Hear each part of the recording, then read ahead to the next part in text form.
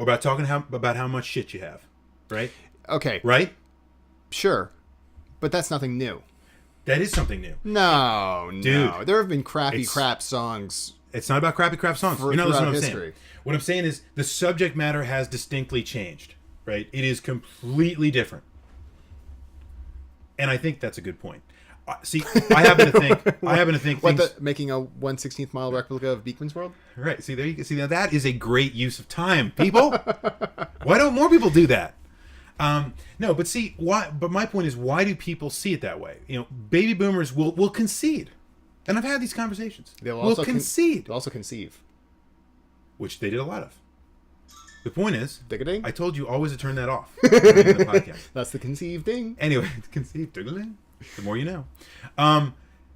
My problem is, baby boomers will concede the fact that video games are equal to books and movies and TV shows and everything else as recreational activities. Maybe.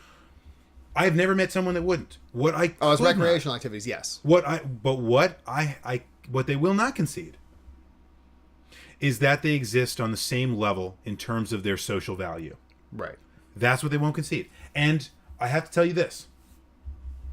If I'm taking an objective look, if I'm stepping back from what I know about video game culture, and I take a look at the entirety of it, and not just a segment of it, because too many people focus on a segment of it. Grand Theft Auto, Mortal Kombat. Right. We've all seen that crap, right? If I look at everything, I have to say they kind of have a point. I think you're being a little overly harsh. I mean, I'm not to say that there's a lot of crap out there in video games, but there's a lot of crap in songs. Yeah, there's a lot of crap in books. There's a lot of crap in books. There's In fact, a lot of most crap. books are crap. Television, movies. Yeah, fair enough. All right, you win. That's right. Anytime one of these things were new and came out. Yeah, you're right. What was TV back in the '60s was where the head of the FEC, what the hell? FCC said the television was a vast wasteland. Right. Which he pretty much was. I mean, at the time, TV, it was really crappy. I mean, TV, but it's matured. Right. I mean, even so now you can have really great TV shows that are wonderful works of art. You have Lost. You have Battlestar Galactica. You have Right. The Wire. You have Mad Men. You have really great, heavy, artful pieces of cinema on a television. Exactly. But how long did that take to get to that point? It took some time. So what we're really saying is that video games are in their infancy. Oh, so yeah, but they're growing up. So conceding, and I think video games are... I've never even seen The Wire. I just threw that one out. But you know what else is interesting? is that our generation, by and large, thinks video games are okay. Mm-hmm. Yeah, but there's still plenty... the whole time. There's still plenty of resentment for video games, even among millennials. Like... with Sandy Hingston of Phil, I don't even know if she's a millennial. I don't know how old she is. I'm assuming she's young-ish. But Sandy Hingston of Philadelphia Magazine, who was saying that millennial guys are the problem, right? Because they play video games, right? I mean, all they do is play video games. Guys might be the problem, but again, I have no correlation with video games there, right? I mean. I agree. That's my point. Like, I get this whole thing. So you're saying our generation might suck, but it's not because of video games. And I'm not even saying they suck. I'm saying they might suck. I have to think about it. But the one reason they don't suck is because of video games. Even if they do suck. And that's an important point, because I'm sorry I can't remember who was saying it before, but someone was saying about how our generation is finding new ways to be innovative and creative and make money, et cetera, et cetera. And video games, I think, are a big part of that. Huge part of it. Indie video game development is booming right now. It is. And Kickstarter, what we talked about last time. Yeah. Absolutely. And you have older people. Tim Schafer is not a young man. No. But you have a lot of millennials getting out of college, and they're like, man, I want to make a video game because I've known video games my whole life. I'm just going to do it. Just like Steve Jobs. He's not a millennial. But my point is, he did exactly the same thing. Well, yes, exactly. So, in other words, I think what we've identified is that except spirit, more Steve Wozniak, because he actually, yeah, but Steve Wozniak had nothing until Steve Jobs. I mean, Steve Jobs was the fire to the. Yeah, he knew how to. Should use that Kindle. That was Steve Wozniak. Anyway, cool. So, all right. Here's. I think we all understand that video games probably don't have any kind of correlation, and video games are something that is above and separate, right? But one of the things I was going to mention, I was talking with a friend of mine that I actually bumped into, that I haven't seen since I went to graduate school. and he actually did writing for video games for a long time.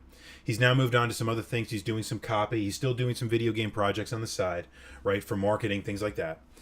And one of the things he told me was that he was absolutely astounded. This is a very different kind of era in terms of our generation, because so many people are finding new, cool, innovative ways to make concepts that do sell to us, that we like.